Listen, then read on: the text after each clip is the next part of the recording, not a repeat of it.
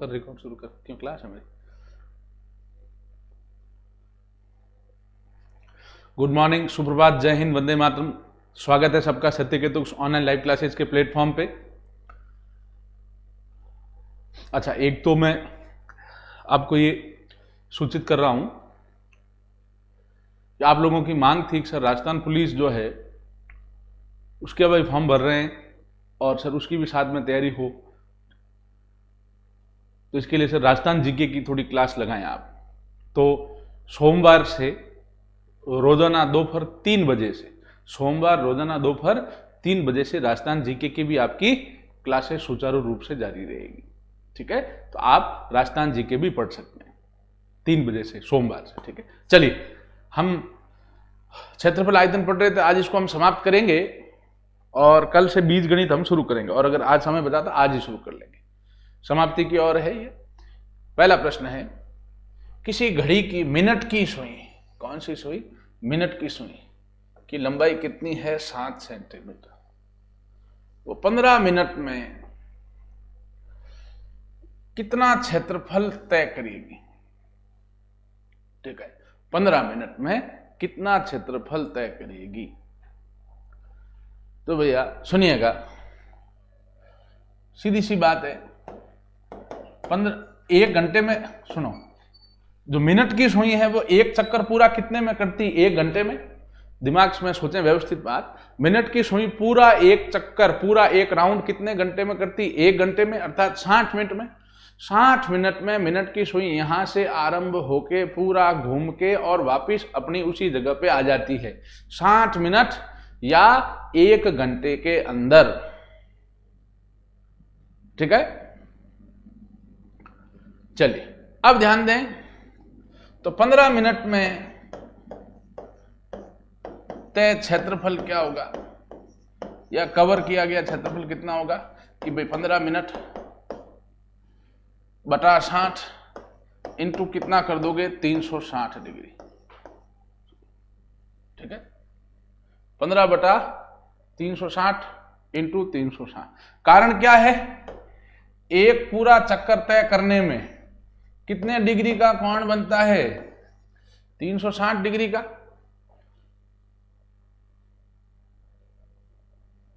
अच्छा, 360 यहां लेने की जरूरत नहीं, आप सीधा ही हो जाएगा ये। 15 बटा 60 ले लिया तो 15 मिनट में कितना होगा? 15 बटा 360, अपना 15 बटा 60। कोण नहीं लेना, यहां कोण लो तो फिर 90 डिग्री लोगे, 360 लोगे। यहां एक देखो आप भाई, 15 मिनट है और 1 घंटे में कितने मिनट होते हैं भैया? 60 मिनट। और 1 घंटे में वो पूरा चक्कर कर लेती है भैया, 1 घंटे में वो पूरा चक्कर करती है घड़ी। तो 15 बटा 60 इंटू पाई आर स्क्वायर। ठीक है ना, इंटू पाई कितना है? 22 बटे 7 इंटू आर त्रिज्या कितनी? 7 इंटू 7। ठीक है भाई, 15 मिनट में तय क्षेत्रफल कितना होगा? कि 15 मिनट है कितने में, और पूरा चक्कर कितने में लगता है? 1 घंटे में। पूरा चक्कर जो है वो कितने में लगता है? 1 घंटे में। पूरा व्रत कितने में बनता है? 1 घंटे में बनता है। ऐसे 15 मिनट की बात कर रहे हैं तो 15 बटे 60 इंटू पाई आर स्क्वायर। ठीक है, क्योंकि व्रत का क्षेत्रफल क्या होता है? पाई आर स्क्वायर। व्रत का क्षेत्रफल क्या होता है? पाई आर स्क्वायर होता है भैया। ये हो गया, तो 1/4, 60 से 7 काट दो, 15 से 60 कटेगा 4 बार। ठीक है, अब और अगर हम काटें तो 4 से काटा, 2 को 2 बार, 2 का भाग इसमें दे 11, ऊपर आ गया 11 सत्ते 77 बटे 2, 2 का भाग दिया 3 में, 7 में 3 बार, 7 में 6 घटा पीछे रहा 1, 17, 17 में 2 का भाग 8, 38.5 और क्षेत्रफल है इसलिए सेंटीमीटर स्क्वायर। ये अलग टाइप का सवाल था लेकिन आसान, याद रखें कि 15 मिनट में तय क्षेत्रफल। तो भैया पूरा व्रत का क्षेत्रफल क्या होता है? पूरे व्रत का जो क्षेत्रफल है, पूरे व्रत का क्षेत्रफल है वो तो क्या होता है? पाई आर स्क्वायर। लेकिन पूरा कितने में होता है भैया? 60 मिनट में। पूरा कितने में होता है चक्कर? एक 60 मिनट में। पूरे व्रत का क्षेत्रफल पाई आर स्क्वायर है, मतलब मिनट की सुई पूरा 60 मिनट में घूमती है, वो पाई आर स्क्वायर है 60 मिनट में। तो 15 मिनट में कितना होगा? 15 बटे 60 इंटू पाई आर स्क्वायर। 15 को और 60 को काटा तो नीचे 4 आ गया, फिर 4 को काटा 2 से 2, फिर 22 को काटा 2 से 11, 7 से 7 कटिए 11, 7 77 बटा 2, 38.5 सेंटीमीटर स्क्वायर। और वही अगर कोण दिया होता, ये मिनट दिया, ये अलग टाइप का सवाल है आसान, लेकिन इसको समझ लेना कि इस टाइप से करते हैं। अगर यहां मिनट दिया है, इसकी अगर कोण दे देता कि भाई 120 डिग्री कोण, 90 डिग्री कोण देता, ये मिनट दिया तब तो 15 मिनट बटा 60 किया, क्योंकि 1 घंटे में वो पूरा चक्कर मिनट वाली सुई कर लेती। लेकिन अगर कोण देता 90 डिग्री, 60 डिग्री, 120 डिग्री, 150 डिग्री, तो उसके बटे में कितना लेते? 360 डिग्री, क्योंकि एक चक्कर पूरा करने में कोण कितने का बनता है? 360 का। तो कोण देता है तब तो नीचे 360 लेंगे, मिनट में दिया है तो भैया 60 लेंगे, क्यों 1 घंटे में चक्कर पूरा जाता है 60 मिनट में। चलिए अब अगला प्रश्न है,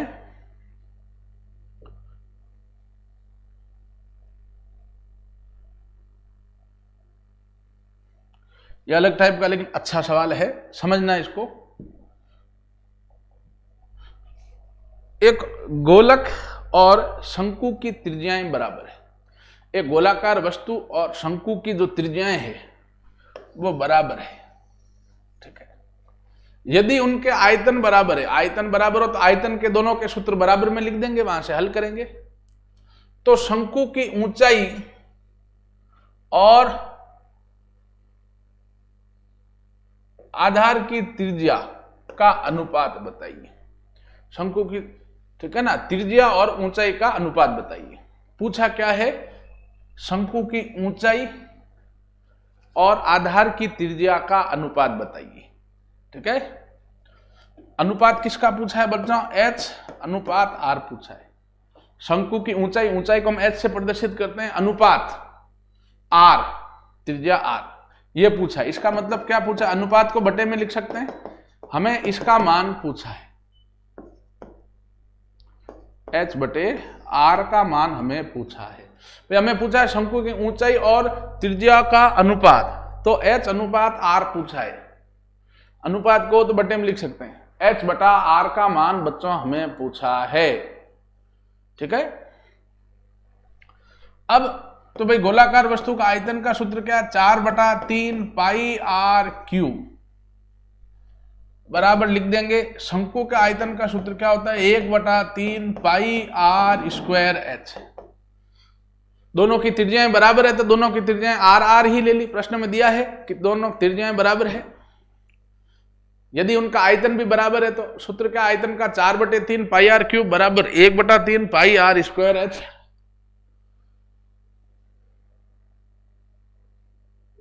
ठीक है, हमें निकालना क्या पूछा, क्या प्रश्न में आप देख लें, ऊंचाई और आधार की त्रिज्या का अनुपात, ऊंचाई त्रिज्या का अनुपात, H अनुपात R पूछा है।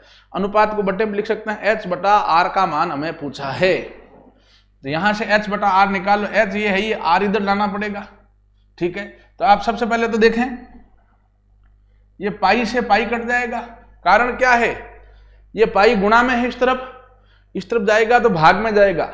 भाग कहो चाहे बटा कहो एक ही बात है, पाई गुणा में है वो इस तरफ भाग में जाएगा, तो पाई से पाई कट जाएगा। उसी प्रकार ये 3 बटे में है भाग में, ये ऊपर जाएगा तो 3 से 3 कट जाएगा। बात समझ रहे? पाई गुणा में इस तरफ भाग में आएगा तो ऊपर पाई नीचे पाई, पाई से पाई कट गया। 3 यहाँ बटे में भाग में उस तरफ जाएगा तो गुणा में जाएगा, 3 से 3 कट जाएगा। तो यहां केवल क्या रहा कटने के बाद? 4R की घात 3 बराबर R स्क्वायर H। अब R क्यूब है उसको इस तरफ लाओ, क्योंकि H बटा R निकालना हमें, H और R का अनुपात पूछा, अनुपात को चाहे बटा कोई एक ही बात, H बटा R पूछा है। R क्यूब है उसको इधर लाओ, इधर केवल 4 रहेगा बराबर R स्क्वायर बटा R की घात 3। यहां से क्या होगा? R ऊपर R स्क्वायर है, नीचे R क्यूब है, तो 4 का तो 4 बराबर R स्क्वायर से R क्यूब कट जाएगा, केवल R रहेगा, तो 4 बराबर हो जाएगा H बटे R। इसको मैं क्या लिख सकता हूं? 4 के बटे में कुछ नहीं, 1, 4/1 बराबर H बटा R। ये आपका आंसर आ गया। कितना आया? ये 4/1। इसको मैं अनुपात में लिखूं, बटे कहो चाहे अनुपात को एक ही बात है। उत्तर कितना आ जाएगा बच्चों? 4:1। अलग टाइप का लेकिन अच्छा और आसान सवाल है। मैं एक बार फिर समझाता हूं इसको। इन सवालों को प्रैक्टिस करें, लिखें, घर में भी वापस समझें घर पे कि यार हाँ कैसे हुआ है, सर ने कैसे लिया, ये लिया, बटे में क्यों लिया, नहीं समझ आए तुरंत वापस वीडियो देखें। सवालों को प्रैक्टिस करनी है बेटा। बोर्ड पे केवल हम जो वीडियो बता रहे हैं उसको देखना से नहीं होगा। आप खुद जब तक प्रैक्टिस नहीं करोगे तब तक समस्या नहीं आएगी कि भाई आप कहाँ अटक रहे, वो हमें पता नहीं चलेगा। ठीक है, ध्यान दें। 4/3 पाई आर क्यूब बराबर लिख दिया 1/3 पाई आर स्क्वायर एच। क्यों? क्योंकि कह रहा है कि भाई गोलाकार वस्तु शंकु की त्रिज्याएं बराबर, उसका आयतन भी बराबर, तो त्रिज्याएं दोनों बराबर, तो आर आर ही ले ली, आयतन बराबर, तो गोले का आयतन ये 4/3 पाई आर क्यूब, शंकु का आयतन 1/3 पाई आर स्क्वायर एच बराबर लिख दिया। पाई से पाई कट गया, क्यों? पाई गुणा में भाग में जाएगा, पाई से पाई कटेगा। 3 इस तरफ भाग में, उस तरफ गुणा में जाएगा, 3 से 3 कट गया। क्या रहा? 4 आर क्यूब बराबर आर स्क्वायर एच, तो आर क्यूब है जो गुणा में वो भाग में आ जाएगा, आर स्क्वायर से आर क्यूब कटेगा, आर रहेगा। 4 बराबर एच बटा आर, 4 के बटे में कुछ नहीं 1 ले लिया, एच बटे आर बराबर 4/1। अनुपात में लिखो तो एच अनुपात आर बराबर 4:1।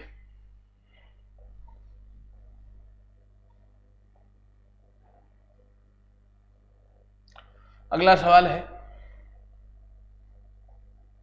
ये भी अच्छा सवाल है, याद रखें। इस सवाल को करते समय हमें दिमाग में एक चीज रखना है इस सवाल को, कि किसी भी वस्तु को पिघला के अगर कोई दूसरी वस्तु बना रहे हैं, कोई भी वस्तु है उसको अगर हम पिघला के दूसरी वस्तु बना रहे हैं, तो जो जिस वस्तु को पिघलाया है उसका आयतन जो वस्तुएं बनाई है या जो वस्तु बनाया उसके आयतन के बराबर होगा। भाई दूध है, उसको चाहे ड्रम में डालो, चाहे बर्नी में डालो, चाहे किसी में डालो बेटा, उसका आयतन तो बराबर ही रहेगा ना, आकार बदलने से तो कुछ होगा नहीं। वही चीज है, तो इसमें यही सवाल है। देखें, हाँ, किसी बेलन के आधार की त्रिज्या, बेलन है सिलेंडर, बेलन की त्रिज्या कितनी है? 8 सेंटीमीटर, और ऊंचाई कितनी है? 2 सेंटीमीटर। बेलन की त्रिज्या और ऊंचाई दे दी हमें, इसे पिघलाया गया है बेलन को, और 6 सेंटीमीटर ऊंचा शंकु बनाया है। 6 सेंटीमीटर ऊंचा क्या बनाया है बच्चों? शंकु। तो शंकु के आधार की त्रिज्या बताओ, शंकु के आधार की त्रिज्या बताओ, ये हमें कह रहा है। ठीक है, शंकु की त्रिज्या ज्ञात करनी। तो ध्यान दें, पिघला के बनाया है, भाई पिघलाया है इसलिए क्या होगा बच्चों? बेलन का जो आयतन है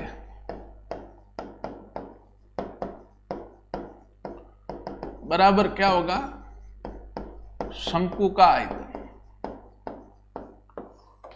पिघला के बनाया इसलिए बेलन का आयतन बराबर क्या होगा बच्चों? शंकु का आयतन। बेलन का आयतन का सूत्र क्या है? पाई आर स्क्वायर एच।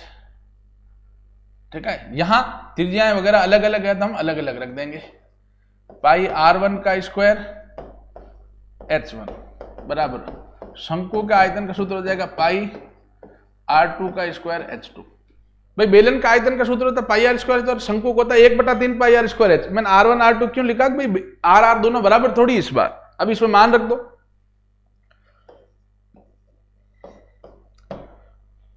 ये दोनों बराबर ऐसे ही मान लो। अब पाई से तो पाई वैसे ही चला गया, भाई पाई से पाई वैसे ही चला गया, क्योंकि पाई गुणा में उस तरफ आएगा, भाग में पाई से पाई करते। R1 बेलन की त्रिज्या का मान रखो 8, 8 का स्क्वायर है 8 × 8 इंटू ऊंचाई H1 कितनी 2 बराबर 1/3 इंटू R2 कितनी 6, 6 इंटू 6 का स्क्वायर। ऊंचाई ज्ञात करनी शंकु की H2, H2 का मान निकालना, ले जाओ सबको उधर। 8 × 8 इंटू 2, 3 भाग में गुणा में चला जाएगा, और ये 6 और 6 गुणा में है, ये इस तरफ भाग में आ जाएगा, बराबर हो जाएगा H2।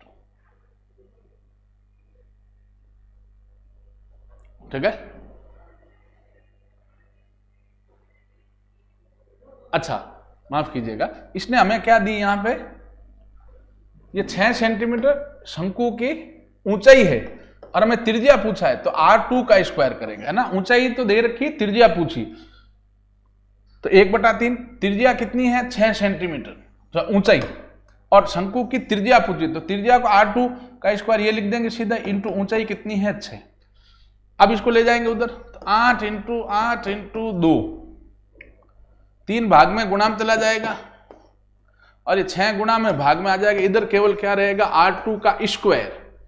अब 3 दूना 6 से 6 कट गया, 8 इंटू 8 बराबर रह गया R2 का स्क्वायर। तो R2 मतलब त्रिज्या वो कितनी आ गई बच्चों, 8 सेंटीमीटर। जो शंकु है, शंकु की त्रिज्या कितनी आ गई, 8 सेंटीमीटर। इस सवाल को दोबारा समझें। एक बेलन है जिसकी त्रिज्या और ऊंचाई दे दी है, कह रहा है उसको पिघला के एक शंकु बनाया गया है। तो भैया पिघला के कोई भी वस्तु बनाई जाती है तो सदैव याद रखें, जिस वस्तु को पिघलाया उसका आयतन, जो वस्तु पिघला के बनाई गई उसके आयतन दोनों का जो है बराबर होगा। तो भैया बेलन का आयतन पाई आर स्क्वायर एच बराबर लिख दिया, शंकु का आयतन 1/3 पाई are square H. R1 H1 क्यों लिखा और R2 H2 भी दोनों त्रिज्या अलग है, ऊंचाई अलग है, इसलिए मान लिख दिया। पाई से पाई कट ही गया। R1 बेलन की त्रिज्या 8 का आर स्क्वायर मतलब 8 का स्क्वायर, 8 इंटू 8 इंटू ऊंचाई 2 तो 2 बराबर 1/3 R2 का स्क्वायर। त्रिज्या नहीं पता तो R2 ही लिख दिया। ऊंचाई कितनी 6 तो 6 लिख दी। ले गए उधर, 3 भाग में गुणा में चला गया, 6 गुणा में भाग में आ गया। 3 दूना 6 से 6 कट गया, R2 का स्क्वायर 8 × 64, R कितना आया 8 सेंटीमीटर। ठीक है, चलिए तो अगला प्रश्न है, ये भी अच्छा प्रश्न है, इसको समझिएगा थोड़ा।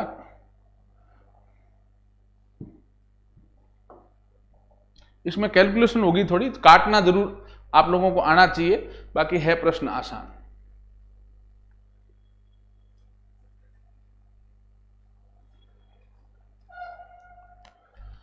प्रश्न है 9 centimetre by 11 centimetre by 12 centimetre, ये घनाभ की विमाएं हैं निश्चित तौर पे। 9 centimetre by 11 centimetre by 12 centimetre के घनाभ के शीशे से 0.3 सेंटीमीटर व्यास, त्रिज्या नहीं 0.3 व्यास दिया है, कितनी छोटी गोलियां बनाई जा सकती। प्रश्न समझें भाई, एक घनाभ है जिसकी भुजाएं 9/11/12 है, लंबाई चौड़ाई ऊंचाई ये घनाभ की दे दी है। अब उसको पिघला के छोटी छोटी गोलियां बनाई गई, गोलाकार वस्तुएं बनाई गई, जिसका व्यास, त्रिज्या नहीं दिया इसने, क्या दे दिया व्यास, व्यास दिया है 0.3 सेंटीमीटर। तो त्रिज्या क्या होगी, त्रिज्या व्यास की आधी होती है, त्रिज्या व्यास की आधी होती है। तो भैया एक बड़े आकार आकृति को अगर हम पिघला के छोटी आकृतियां बनाएं, एक बड़े आकार की आकृति को पिघला के अगर हम छोटी आकृति बनाते हैं तो कितनी छोटी आकृतियां बनेगी, इसके लिए क्या करते हैं, बड़े वाले के आयतन में छोटे वाले का भाग देते हैं।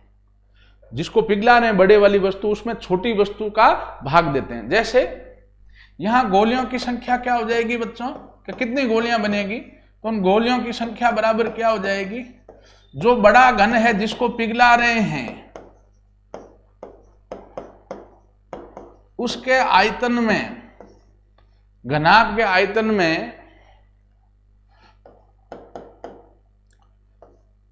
एक गोली जो है उसके आयतन का भाग दे देना है। एक गोली के आयतन का हमें भाग देना है। अगर कोई बड़ी वस्तु को पिघला के उससे छोटी छोटी वस्तुएं बनाए तो कितनी बनेगी, तो याद रखना इसमें क्या होगा, जो बड़ा घनाभ है, घनाभ का आयतन बटा एक गोली का आयतन, तो गोलियों की संख्या प्राप्त हो। जरूर नहीं ऐसा ही हो, सवाल ऐसा भी बनता है जैसे एक घनाभ या घन की लंबाई चौड़ाई ऊंचाई या भुजा दे दी, फिर कहे उसको पिघला के इतनी भुजा के घन बनाएंगे या इतनी इतनी इतनी भुजा के घनाभ बनाएंगे, तो कितने घनाभ या कितने घन बनेंगे। उस स्थिति में क्या करेंगे, बड़े वाले का आयतन में छोटे वाली जो वस्तु बना रहे हैं उसके आयतन का भाग दे दो। जो बड़ी वाली वस्तु है उसके आयतन में छोटी वस्तु के आयतन का भाग दे दो, तो कितनी गोलियां, कितनी घन या कितने घनाभ बनेंगे उसकी संख्या बच्चों हमें प्राप्त हो जाएगी। तो घनाभ का आयतन क्या हो जाएगा,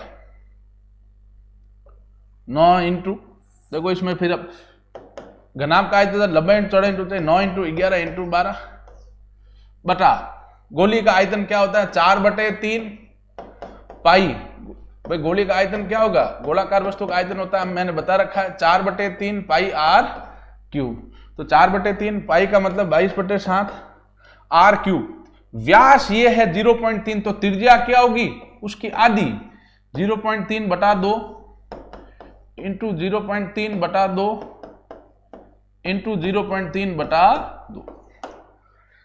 त्रिज्या ये व्यास है बच्चों, देखो 0.3 त्रिज्या नहीं दी है, त्रिज्या देता सीधा 0.3 लिख देते, ये 0.3 इसका व्यास दिया हुआ है, तो त्रिज्या क्या होगी उसकी आधी, 0.3/2, 0.3/2 इंटू 0.3/2। ठीक है। अब इसमें पॉइंट हटाते हैं भैया, नीचे पॉइंट हटाया तो ऊपर 10 गुणा में आ गया, पॉइंट के बाद पॉइंट हटाया 1 आया ऊपर, नीचे पॉइंट हटाया ऊपर 1 आएगा, पॉइंट के बाद 1 अंक 1 0, यहां पॉइंट हटाया ऊपर 1 आया, पॉइंट के बाद 1 अंक 1 0, फिर नीचे पॉइंट हटाया ऊपर 1 आया, पॉइंट के बाद 1 अंक 1 0। ये 3 पॉइंट हटाए तो 3 ऊपर 10 आ गए। अब मैंने एक नियम बताया था आपको याद हो तो, a/b/c, यहां 3 संख्याएं देखो लगातार है बटे में, पहली लाइन दूसरी लाइन तीसरी लाइन, a/b/c हो, याद रखें a/b/c हो, तो तीसरी संख्या किसके गुणे में जाती है, पहली के गुणे में। तीसरी संख्या किसके गुणे में जाती है बच्चों, पहली संख्या के गुणे में। a/b/c हो तो तीसरी संख्या किसके गुणे में जाती है, पहली संख्या के गुणे में, अर्थात a इंटू c/b। ठीक है। तो ये जो सबसे नीचे वाली संख्या है वो सबसे ऊपर चली जाएगी, तो ये क्या हो जाएगा 9 into 11 into 12 into 10 into 10 into 10, नीचे वाली संख्या ऊपर चली जाएगी, into 3 into 7 into 2 into 2 into 2, बटे में क्या आ जाएगा, ये 4 इंटू 22 इंटू, अब पॉइंट हट गया तो 3 इंटू 3 इंटू 3।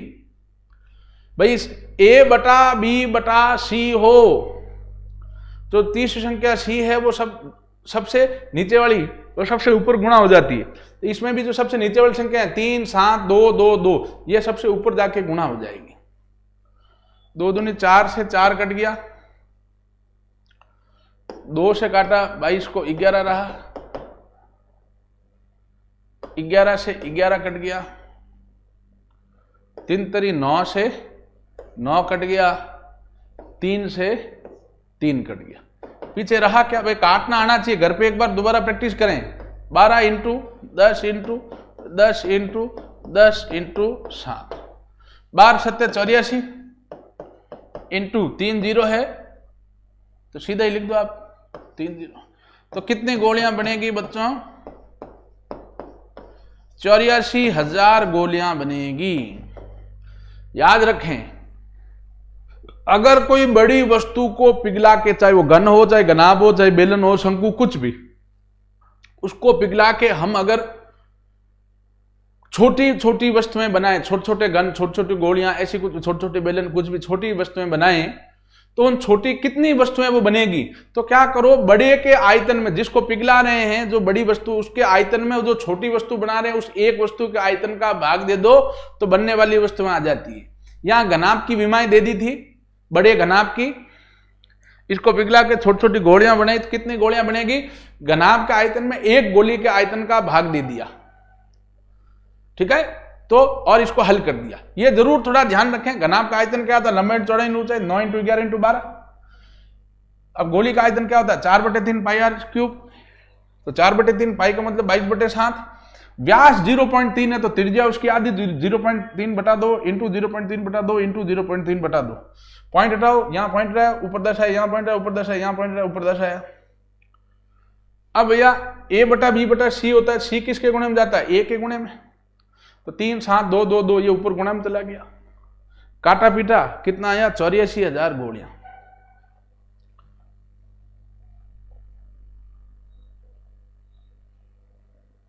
अब अगला प्रश्न है बच्चों,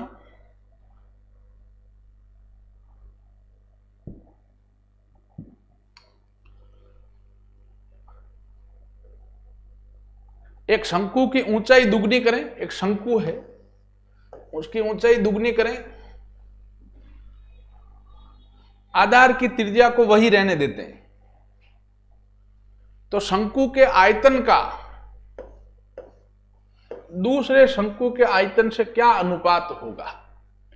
तो बिल्कुल आसान प्रश्न है बेटा, इसको करें, इसका आंसर आप कमेंट बॉक्स में दें। बिल्कुल आसान प्रश्न है। पहले की भुजा आर और एच मान लो, दूसरे की जो कहता है double A double, triple A triple कर लो।